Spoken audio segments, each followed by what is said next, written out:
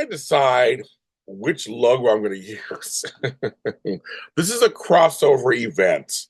So right now we're using the Super Organizer logo because that's the bigger company of the two. But this is this SOS show, a lot of help crossover special. Hi, I'm James, I'm Junior Super Organizer and certified life coach. I have never done. Wait, I was sipping my coffee. I have never done a crossover in these two shows. I looked at myself, I've never. This show's been out, I don't know how many years, but the other one's been out 10 years. So I'm like, I don't even, except for my ass on my shirt. It's the opposite. I'm a mess today. I'm a mess this morning. What is going on there? I don't know what that is, but it's bugging me. This actually fits into my show. This actually fits into my show. If you're not watching this, it's hilarious. I'm trying to get the spot off my top, my blouse. I don't like it. I'm like, I'm gonna sit like this. See, vulnerability. That's what this. I didn't even plan this. This is what this show's kind of about. And the lighting is not the greatest either. I'm like, I don't know what I'm doing wrong today. That's a little better, I guess. I don't know what's going on. But welcome to the show. And it won't be a normal SOS show or a normal a lot of help show. A little bit of both. Because there's one topic that I want to talk about that I was inspired by a coach talk about that I want to talk about. Can you show emotion? It's bigger than that. The thing is, as a coach, as an industry professional, as a professional organizer, as someone people come to when their lives are falling apart, can you show vulnerability and share parts of your life? This episode, I'm not going to tell you yes or no. I'm not going to tell you exactly what to do because it's very individual. This is as individual as the person you're working with. It's individual as you are, who you are as a person, what your branding is, who you are as a person. That thing is bugging me. It's I don't know how to do that. There we go. It's up to you. I'm gonna share a couple of things with you though, to whatever in this topic. I usually do thanks and gratitude for my who working on the show. So I just want to give thanks and gratitude to everybody out there who watches my stuff or listens to it. I mean, who am I? Who am I anyway? So, okay. I was watching a coach this morning, a friend of mine, who was I love him to pieces. He was trying to share a vulnerable post. He says, "It's my vulnerable post. I'm going to share it with you." And I can tell even he said this post before. When it comes to he shares parts of his personal life throughout his branding as a coach because he's about changing your life after being a veteran. If you're a veteran after serving and stuff. And I can even tell, and for men, it's always hard for us. Anyway, I could tell he was having a hard time even in that vulnerability post. He was still watching his words and watching what exactly he was saying. And so that's what got me going, wow. So it was kind of vulnerable, but in my opinion, it kind of wasn't. It wasn't that deep. But I could tell for a man, and probably a person who was a cop and who was a veteran, it is deep. And for them, this is deep as they can share in public. This person has shared things with me in private that were deeper and more vulnerable. And so, which of course is in private, obviously. I'm not going to out that. So that made me start thinking about the whole thing about what do you share as a host for me, as an interviewer, as a coach, as everything. What do I share people in public? Because as I'm listening to him kind of go, but I'm still doing this and I'm doing that. Like, well, it's like you don't have to justify your wins when you're being vulnerable. And that's one thing I stand by. You can be vulnerable, you can fall apart and be okay in falling apart and having those emotions and feeling what you're feeling at the time. It makes you human. Nobody's robots. We're not robots. But I get you're also trying to make money. It's a business. So how far should you go without seeming like, oh, he's a mess. Oh my God, I don't want to hire him. So I want to talk about that. One of the things that I know for a fact, someone may not hire you for a thousand grillion reasons you don't even know about. Your hair reminds them of their brother. You look like their sister. Whoever you don't even know why. It's like in Hollywood. You can get not hired because the babysitter, has a connection to the director. Like you don't know what's gonna happen. And I think you have to kind of put out of your mind, there are some folks who will not hire you if you're vulnerable, will not hire you if you share anything personal. They want strict boundaries. There's folks that are like that. And chances are you probably don't want them anyway. You may think you want them because you want the money and all the stuff, but maybe not want them. If that's not your kind of temperament, you may not want them anyway. But there are other folks who are waiting to hear someone like you share a story. You look like them, you sound like them, and they want to be with someone who knows what it's like to walk in their shoes. I've had both. It works. I mean, I've had strictly professional, very, corporate, but I also have had where I'm holding their hand while they're crying and I'm crying too. I've had both sides of it. And it all depends on the client, of course. But it's like there are people out there who may come to you, may get business because you're vulnerable. Now, I'm not a person who does verbal diarrhea or tells all my business online. I mean, I do curate what I tell too, but there are times when I said, yes, my house is messy right now. I think I did a video on that one. So like my house is a mess. Like right now. Because I'm in the middle of I had a big project with ABC Disney. Thank you very much as organizer. And I was that project took like two and a half months. So I was literally out of town. I was in New York. I was busy. So my house, I started a project you know, before I left. So I'm going to do this. My house is a mess. Right here's a mess. The rest of my house is clean over here, but it's a mess right here. I got to clean. I'm in the process of working all this. Some of this stuff is Christmas presents because I wasn't here for Christmas. I got to package it up. So I'm working on this area here. It's a mess. Like I got packages sent out. It's a mess. I'm getting there. But I'm being vulnerable. I'm showing you.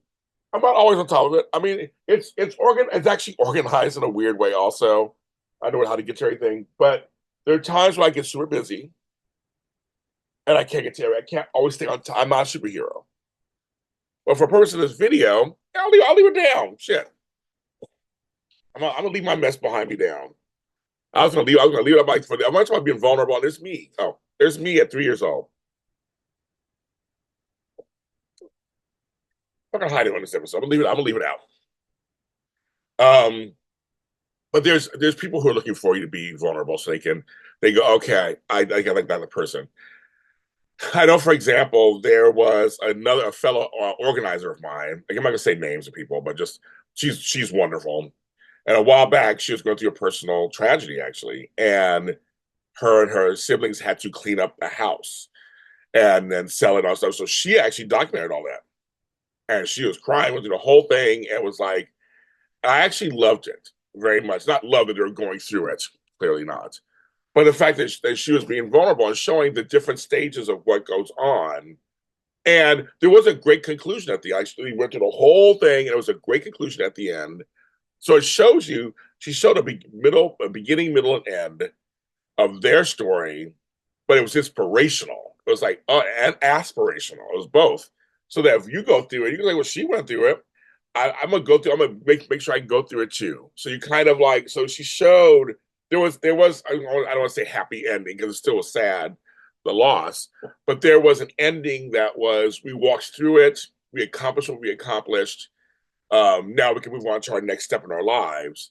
But she showed how she did that, and I thought that was brilliant. Actually, I was watching her videos every day, and feeling for it at the same time. I think that was I. That's why I say in this video I'm not going to tell you exactly how vulnerable you should be or what the lines are because it just depends. Read the room, be present. Those are two things I will tell you, and you might know how far to go, how far not to go. I know I had a client who lost a child. They had two other kids who lost a child, but then we found that child's stuff. The child had been born and died after it was born. And we had to stop for a second. Now I always go first. You need to have some time alone. You need to be alone for a second. I'll go to the room, do something else. And she's like, no, she wanted to talk about the child, and I was like, yes, let's talk about your well, in this case was a daughter. And we talked about it, and she got teary eyed. I got teary. I have children. I have daughters. I could not imagine losing a child. I can't even. I don't even know what that. I never live that. We cried together. But one of the things that I was very mindful was that I didn't make it about me. That's what you get to do. Be careful. Don't be all, oh my God, it's so horrible. Oh my God, in my life, and oh my children. No, don't do all that. It's still about them. So still redirect it to them. Um, but I did show empathy. Empathy is fine. Compassion is fine. Grace is fine. You show all that stuff. It's okay to do that. And so that's what I did. So I found you'll know in the moment how far you if you really listen and pay attention, like I said, read the room, you'll know how less you can go. On the flip side of that, I've had clients beat themselves up. I'm such a dork. I'm such a mess. I'm such a this. Like, I never co-sign that. Never, never, never, never, never, never, never, never, never. I'm not like, girl, you are a mess. Shit. You're like, what the fuck? I don't do all that. We don't do that. We do not co-sign even if it's self-deprecation or I don't co-sign it. I usually try to rephrase the words, turn the words around. Girl, everybody's a mess. Everybody thinks they're a mess. You're okay. I do that. Because if I said it'd be like, yeah, you are a bitch. Oh my God, you are a big bitch. Oh my God. Oh my God. Oh, this is gross. How did you do this to yourself? I will never do shaming. And I think in some coaching styles I've seen, they're about shame. Because if they shame you, that makes you get out of it. I'm sorry, shame to me doesn't never works. I just feel like here's a little side note. Tough love is one thing, being tough is another. But I don't know, shaming and bullying somebody to change. Okay, so they lose to 800 pounds. But then when they drop you because they've got their way, they're done, and they go about their business, they gain 2 pounds, they fall apart. Or they get damaged. Now they can't relate to anybody else because now people are either too soft or they find people who just like you. Now they're addicted to the bullying and they go, no, we don't do all that. No, I don't like that. I think shaming. We all get where we get. I got here just because where I'm at. I got here because I was super busy. I was working long hours, manual labor, brain labor. I was tired. I didn't have time to come home and organize my shit. I don't have time for that. I was like, it's over here. I have a big, huge giant room. So I'm like, it's over here in the corner. I hate looking at it, but I'll get to it. But for meantime, I'm going to bed. Or meantime, I'm going to go see my family. I got to take care of my mom. There's other things I got to do. I'm like, there's just priorities. Luckily, there's a place. Always there's a place for all that stuff. Now I'm back in town and now I'm focusing on it. Actually, that whole thing has gotten better than it was. I've thrown stuff out, the whole thing. But also, I'm working on my house, so it's going to be in some disarray. At some point, I have tiles being put in. I have ceiling that's coming apart. I have a new bed. I just had a new couch. Like, there's going to be stuff laying around until you clean it up. So I'm just like, you gotta let it go. And I don't like it as much. I don't like looking at it. I was gonna cover it all up. I'm like, it's temporary. And one of the things that's great about me, because I'm an organizer, it won't be there for long. Like this will be gone probably in a week. This week, it will be gone. It will probably be gone tomorrow. Who knows? But my whole thing is, I know I'm ready. I also have systems in place. I know where this stuff goes. I have systems in place to where it goes. Some stuff goes out. Some is staying in. Some is being thrown out. It's all good. I just got to find a time to sit down, work on it. And once I do, I'm in the zone. I'm in. It'll be done. And that's kind of the thing about organization is that and mindset. Hence why I'm doing this show on both shows. Your mindset will be, I will get to it, and I'm going to take care of it. But maybe right now I can't. That's fine. But back to being vulnerable. Yeah, you'll know when you need to kind of pull back a little bit. For me personally, I said online, especially, I don't, or even in these videos or these shows, I don't reveal a lot. I reveal some stuff. And it is curated mostly for learning, but I have cried on here. I have laughed uncontrollably on here. I have gotten silent on here. I have run my mouth. I've done it. I've done it all on this show and on other shows too.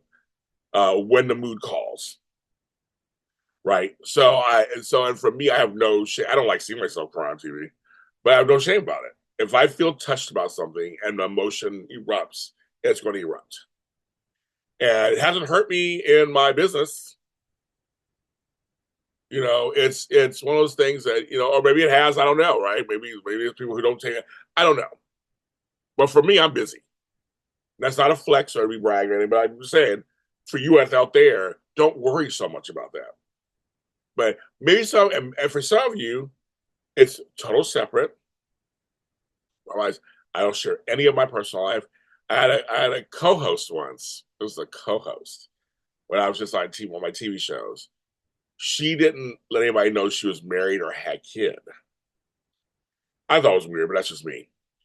Um, but we were hosting a show called Shark Tank. You've heard that show, a little show called Shark Tank. I used to host the after show for it, After Buzz TV. And we have 4 people, so we wanted, different people deliberately on the panel because we were commenting on the products. And it was weird for me because myself and her both have kids. I kept thinking, oh, great. So when it comes to the kid products, baby products, she'll have one point of view being a mother, I will being a father. Nope. She did everything she can to disassociate that and just come as a regular person, so to speak. Where I was like, well, my kids, blah, blah. So but that was her choice. That's her choice as a host. She wanted to go that direction. So there you go. And I was like, okay, I guess you can choose how you want to appear in public. I said, for me, I don't post every second of every day of my life. I don't tell everybody about my business. But there are times when something goes down, like my mother was sick and almost died. I shared that. My mother's a hoarder. I've shared that. Those aren't secrets. But I used to try to turn it into a life lesson of some sort. But I just think that, especially for men in my business, in our business, you want to we are fixers. Men are fixers. We don't want to wallow on our grief, so we just are whatever we have to do. We just want to fix it. We want to show you we're strong and that we can just handle anything.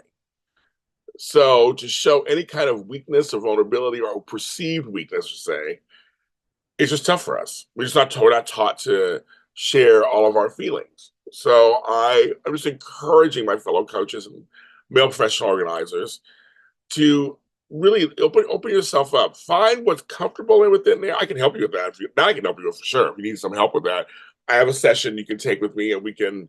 My lot of help is my lot of help. Go to lottofhelp.com. I can contact me, and I can actually sit down with you for a session, and we can work that out on how to work out what's vulnerable, what can work for you, what you want to share, because there could be clients you're missing out on because you're not vulnerable, because you're too. I don't think anybody wants someone who seems perfect. That's the bottom line. They don't want somebody who seems like a loser either. But I don't want anybody that seems, if you seem too perfect, that's not a table for you. I will never live up to my coach. I don't live up to that.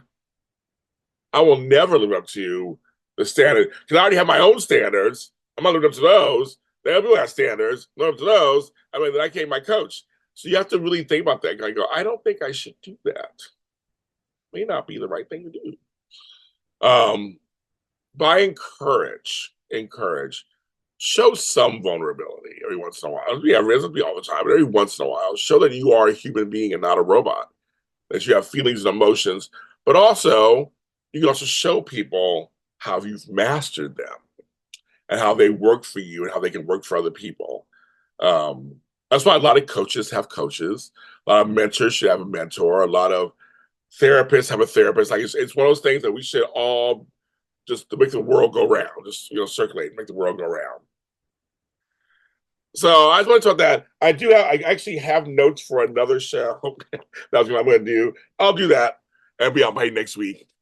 But I'm glad I talked about it. I love getting ideas from my colleagues sometimes. I'll see something they post or talk about, and it inspires me when I talk about it to you guys out there.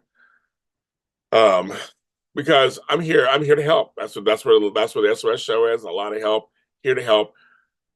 I'm for hire, virtually, in person, doesn't matter. I'm for hire. Please check me out at alotofhelp.com, the SOS show.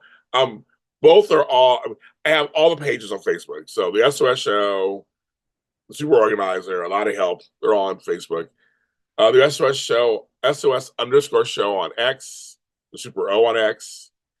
You check me out there too. Or just James Lott Jr. if you just want to go James Lott Jr. I'm that everywhere. Everywhere. Have a good week. Be careful out there. And I'll see you next time.